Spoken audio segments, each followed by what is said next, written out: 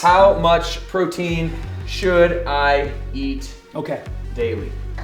Important question, because if you're gonna progress in the model Devin just talked about, that OPT model, and you really wanna gain that muscle, you really wanna get to that hypertrophy phase, this question right here is gonna be the linchpin to that question. So how much protein should I eat daily?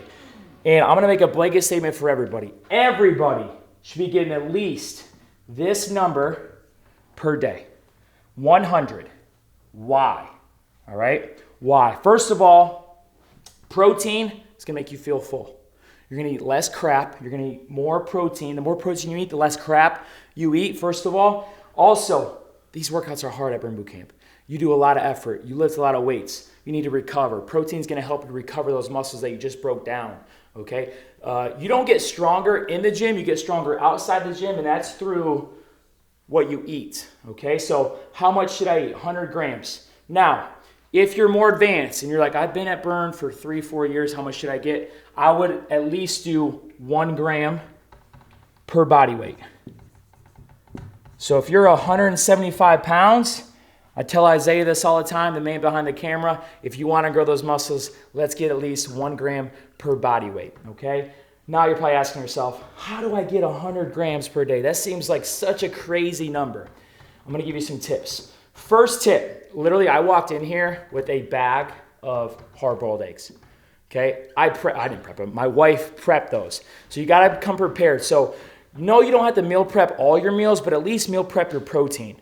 Maybe 3 days, 4 days, 5 days in advance, because that is the most important macro for your health. Okay? Matt and Mo are obsessed with like cool, fun, and helpful like little food tips. So here's one. Matt, what are these called? These are reusable plastic bags. So me and Monica, my wife, were tired of paying money for plastic bags every week, and these are reusable. So all you gotta do is, they sell these at Harris Teeter in your grocery store. All you gotta do is just wash them with a little bit of soap and let them air dry. So don't put them in the dishwasher, they'll melt.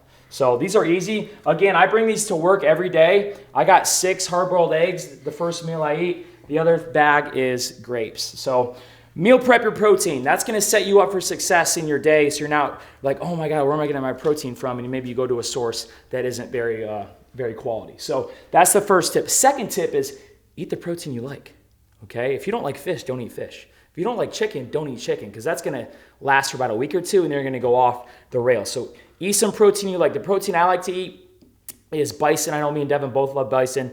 I love venison. I love just regular ground beef. Obviously, I like chicken, spicy chicken. I usually season it with something.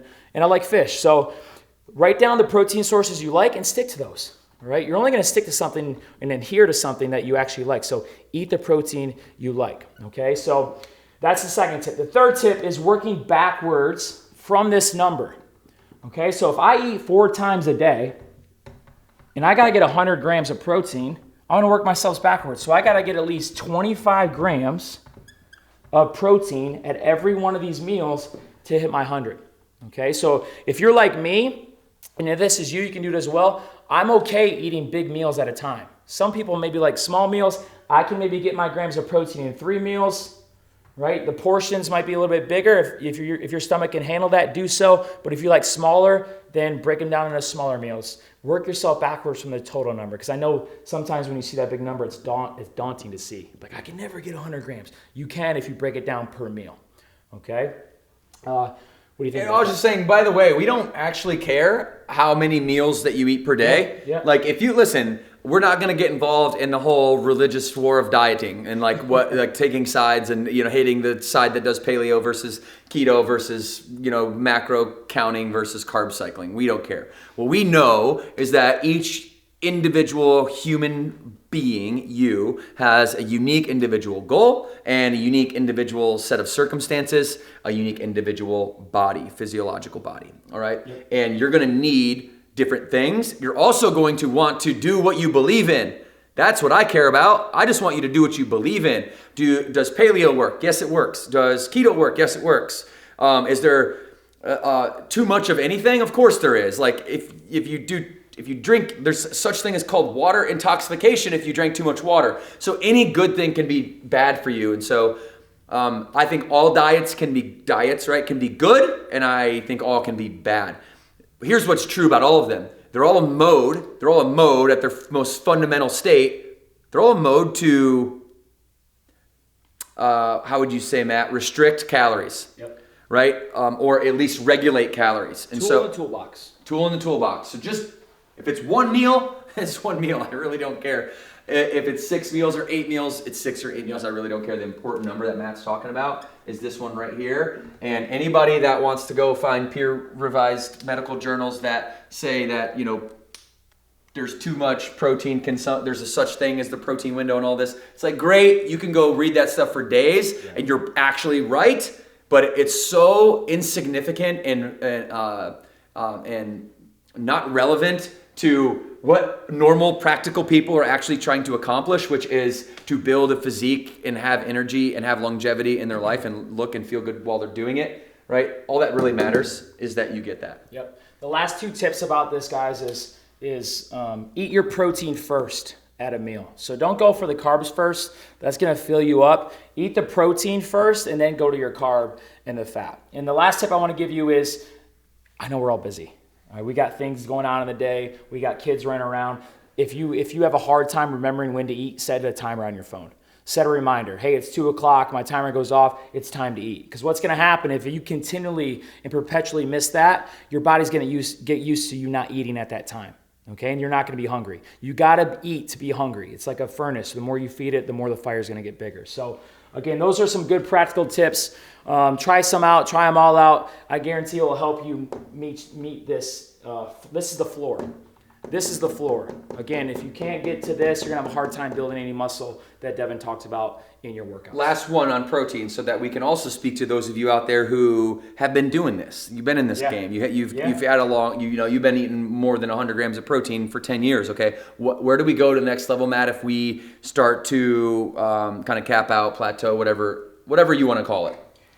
What I would do What's is a good formula. You talking about how many grams should I eat? Protein, yeah. Like protein. if I'm really serious about trying to put on some muscle, give me a little formula for my protein. What I would do is a lot of burn boot camps. Obviously, we have some biometric readers. So we have the InBody, we have the eVault. When you get that done, there's going to be a number that spits out. It's called lean body mass. Okay, LBM. That's a terrible name. I just said I had good handwriting. That's not good. That's not a good M. And my name starts with an M. How is it that bad? So lean body mass. Okay, whatever this number is, I want to get 1 to 1.2 grams of protein of this number. Okay, I can't go below this.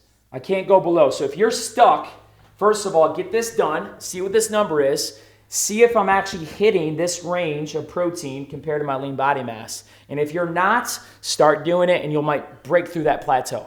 The also thing is this isn't standalone. Okay, this works with your training. So if you feel like you have a plateau and you feel like your protein is pretty much dialed in, what are you doing on the other side of the equation, which is the weights? Are you really getting to the weights that are close to or to failure? If not, you got to get there. Because again, the longer you work out, the longer we've worked out over 15, 20 plus years, we got to keep changing the stimulus to change our body. Your body's going to get used to the things you do to it, and you got to keep changing it up, the weights you do, the tempo, different rep ranges. So again, first step is get this done, find your lean body mass, work this range, and the other thing is you got this down, change the stimulus to your body for it to change as well.